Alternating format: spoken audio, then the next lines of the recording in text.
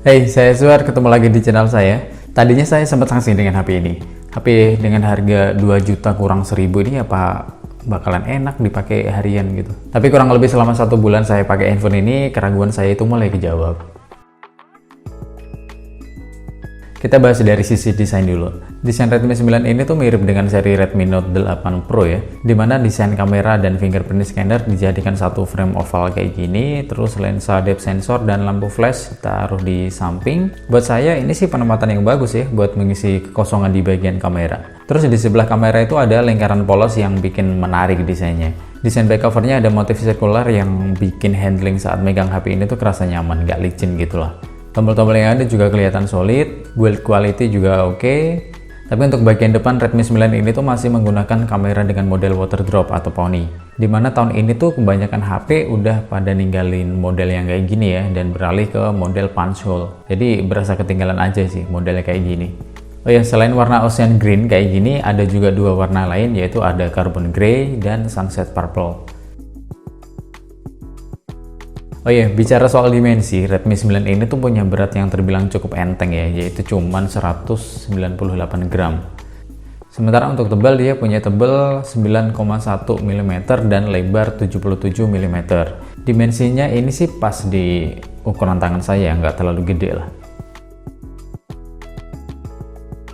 Terus untuk bagian layar, Redmi 9 ini tuh punya jenis layar IPS LCD dengan lebar 6,53 inch. Dengan resolusi Full HD Plus 1080 x 2340 pixel. Layar ini punya tingkat kecerahan sampai 400 nit. Angka segini tuh saya rasa masih kurang cerah sih kalau dipakai di outdoor. Tapi bukan masalah serius sih kalau menurut saya. Oh ya, layarnya sendiri ini sudah dilindungi Corning Gorilla Glass 3 ya guys ya.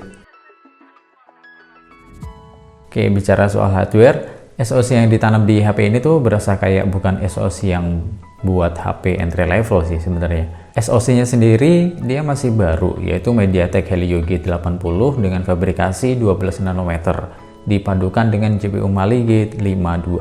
Sementara unit saya ini RAM-nya 4GB dan punya storage sebesar 64GB. Serius, pakai HP ini tuh nggak berasa kalau HP ini tuh entry level, kayak HP dengan harga di atas 2 jutaan gitu lah. Waktu dipakai main COD Mobile, cuma dapat grafik medium dan frame rate high ya. Tapi ini sih udah cukup menurut saya. Awalnya sempat ngerasa kayak ada frame rate drop gitu, tapi setelah beberapa menit main ya udah lumayan smooth sih. Mungkin karena SoC-nya juga masih perlu adaptasi kali ya sama game-game berat kayak gini. Main Asphalt 9 juga lancar-lancar aja, ya hampir gak ada lag gitu lah. Terus untuk masalah multitasking, HP ini tuh masih ya bisa dibilang smooth lah ya untuk pindah dari aplikasi satu ke aplikasi lainnya.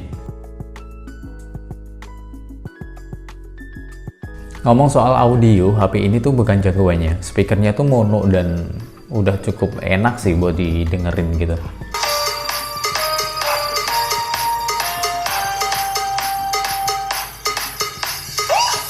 Fingerprint dan face unlock juga bukan yang paling cepet.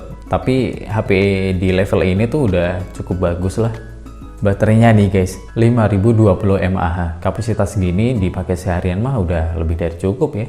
Nggak perlu bawa-bawa power bank lagi lah.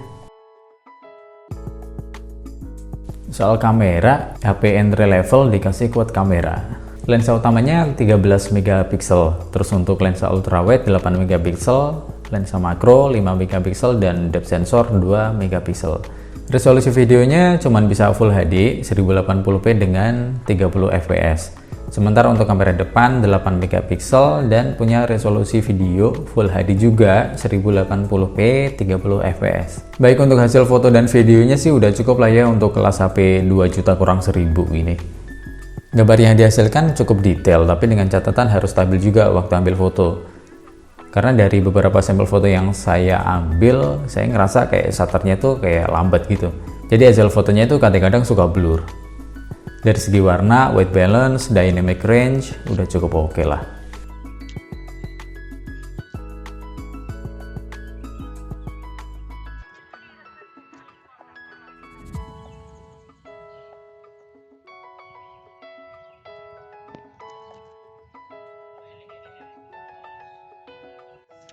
Nah, ini contoh kamera depan Redmi 9.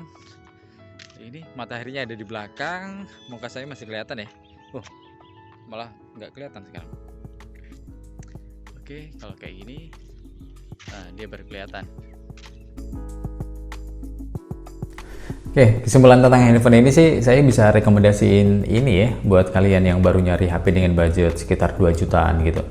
Enak lah buat dipakai harian gitu.